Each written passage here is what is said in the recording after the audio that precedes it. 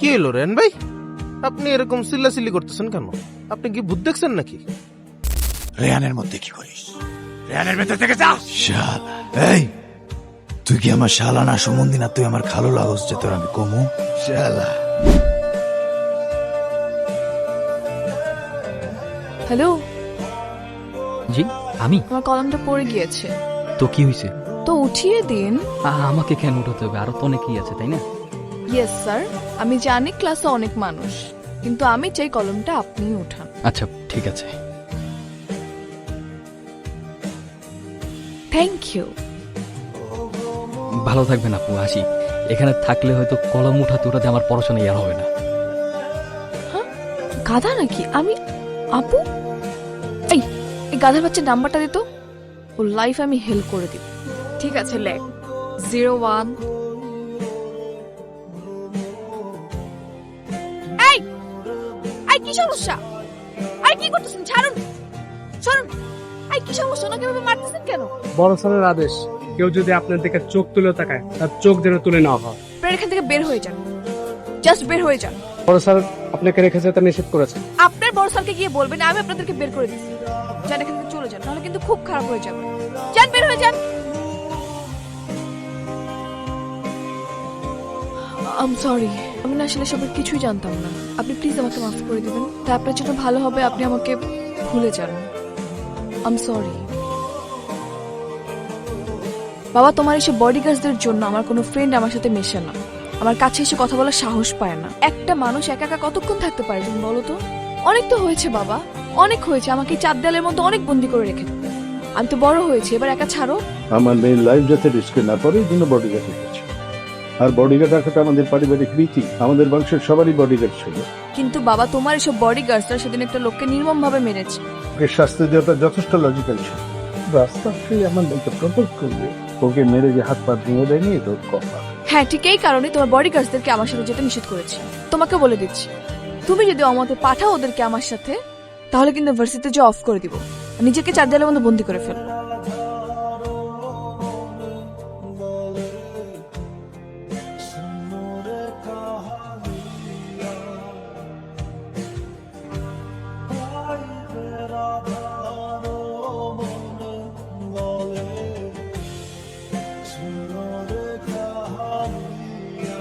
Hello, কোথায় তুমি?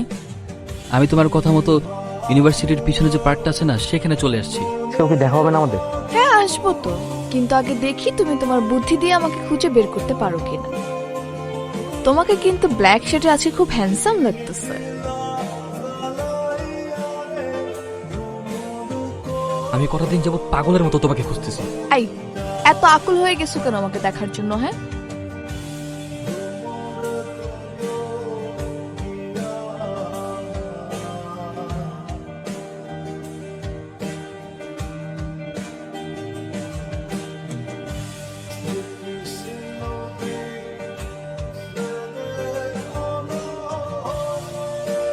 তোর এই অপমান আমি কোনোভাবে নিতে পারতেছি না, বুঝছো? তুই মায়ের খেয়ে ফিরে আসছিস, এই নিয়ে আমার একটা রিভেন্স নেওয়া লাগবে। রিভেন্স বলতে? রিভেন্স বুঝতেছিস না? তুই ওর কারণে মার খেয়েছিস, সেম তুই ওর একটা মাইর দি। আর আমি জানি ও এখন বডিগার্ড ছাড়া বাড়ছি দিতে আসে। কোনো ভাবে হোক তুই ওকে বাড়ছি থেকে বাইর করবি, বাকিটা আমরা দেখবো। আপনি এইখানে কেন আমাকে ডেকেছেন? ওনারা কারা?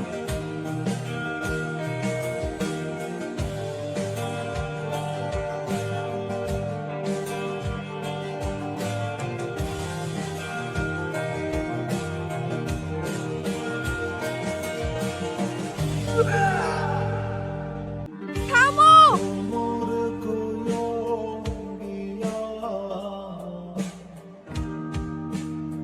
I love you. কি হলো রেন ভাই, আপনি এরকম চিল্লাচিল্লি করতেছেন কেন? আপনি কি ভূত দেখছেন নাকি?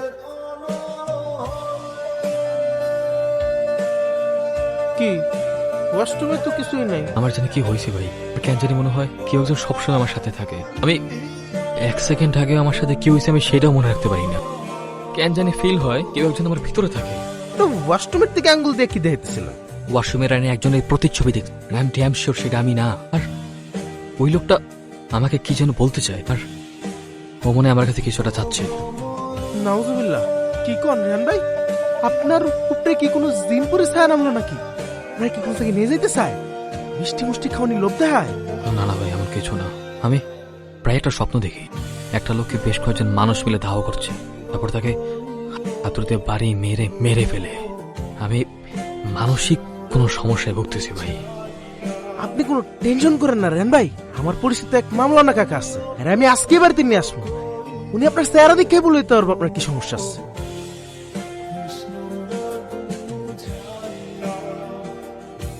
কি ব্যাপার, তুমি কি কোনো কিছু নিয়ে ডিস্টার্ব? তোমাকে কেন জানি ঠিক লাগছে না। ম্যাডাম কি যে কন আমগুলো আপসি করবো না, এলাকায় কারো বাবের বল আছে নাকি? হ্যাঁ, আর যদি কোনো মন্দির পোলা কেউ যদি আমগুলো কাপসি করবার আহে, বুঝেন না, আস্তে করে বামা দিয়া চামেলা চিবা হেলা। রেহান, তুমি এটা কি করলা? হাই হাই ম্যাডাম, একটু আগে এটা কি করলেন কত ম্যাডাম? কি এটা তুমি কি করতেছো? ম্যাডাম কেন বলতেছো? কি হাসিটা দিছেন আবার দেন তো দেখি। কি এই যে হাসিটা ম্যাডাম, খুদার কসম মনে হইতেছে আসমানেতে চাঁদ একদম খোয়া পড়ছে, কসম ম্যাডাম।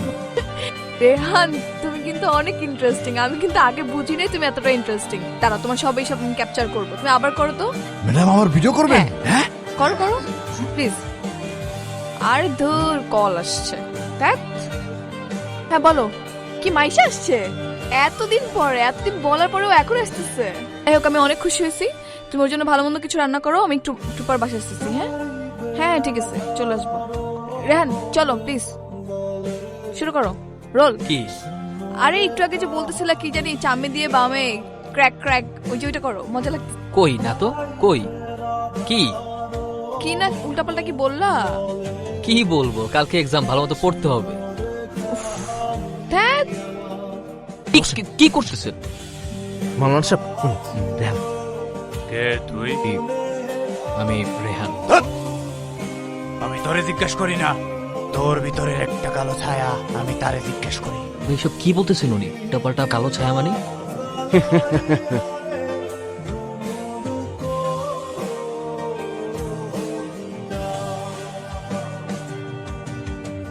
রেহান ভাই, রেহান ভাই, রেহান ভাই। আমি রেহান না, আমি কবির কবির কবির। আর কি করছিস তুই? আর কি করবি?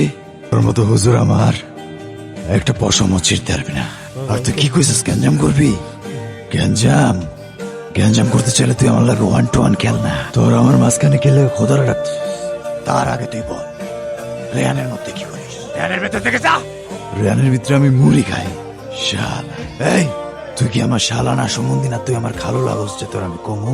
শালা লো কোয়ালিটির আর মুভির ফ্লপ হুজুর, আমার পয়েন্ট দিতে আইসস। যা যা পা, তুই আমারে কিচ্ছুই করতে পারবি না।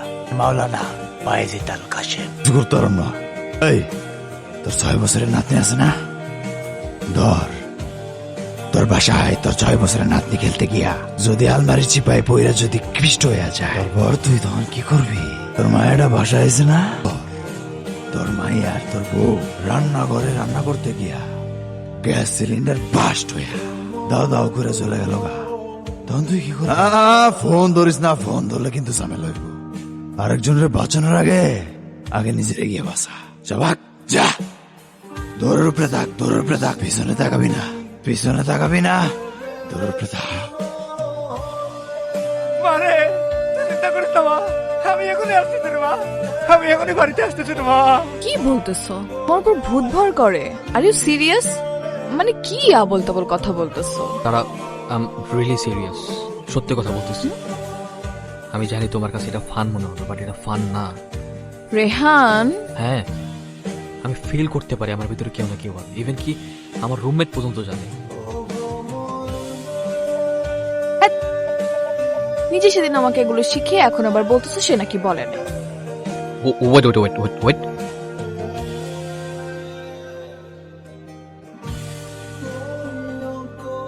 Hello hello, sir. বিকেলে এসছে আমাকে একটা ছেলের সাথে ঘুরতে দেখলাম। বিষয়টা আমার একদমই পছন্দ হয়নি। এটার একটা ব্যবস্থা হয়।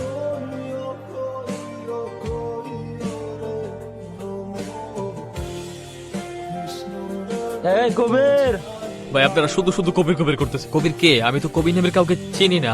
এই তুই কি ভাবছস বেশ বদলাই এলে তোরা আমি চিনবো না? তুই এই কবি স্বীকার কর। এই কবির হিসাব বাদ দে, কবির হিসাব আগেই ক্লোজ হয়ে গেছে। আরে রাখ, আমি 100% শিওর হয় কবির। শোন ভাই রেহান, তোর সুন্দর করে একটা কথা বুঝাই দিতেছি, ওই মাইয়ার পিছন ঘুরা বাদ দে, তাইলে ওর আবার তোর কোনো প্রেশার দিব না, তোর হিসাবে ক্লোজ হয়ে দিব। এই চল চল আগে কিছু খেয়াল কাকারা। রেহানের হিসাব শেষ হলেও কবিরের হিসাব তো এখনো বাকি আছে। চল কইছি না ওই কবির।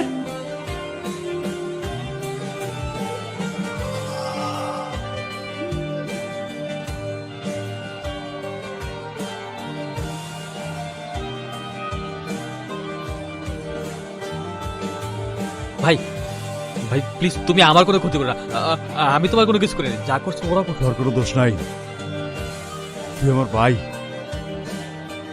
তুই আমার মাফ করে দে ভাই।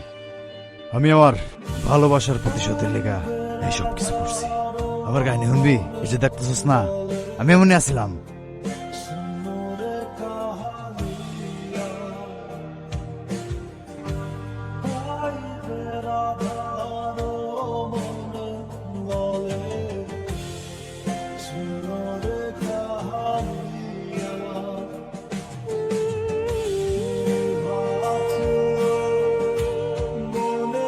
কবির কি এখানে আছে? আমাকে মাফ করে দিও কবির। আমি না জানলেও তুমি আমার মৃত্যুর কারণ। আমি জানি না তুমি কে, কেনই বা আমাকে তো ভালোবেসেছো যে আমাকে মৃত্যুর পরও ছেড়ে যেতে পারছো না। তোমাকে দেখার আফসোস আমার সারা জীবন থাক। যে মানুষটা আমাকে ভালোবেসে মারা গেল তাকে আমি একটাবারও দেখতে পেলাম না।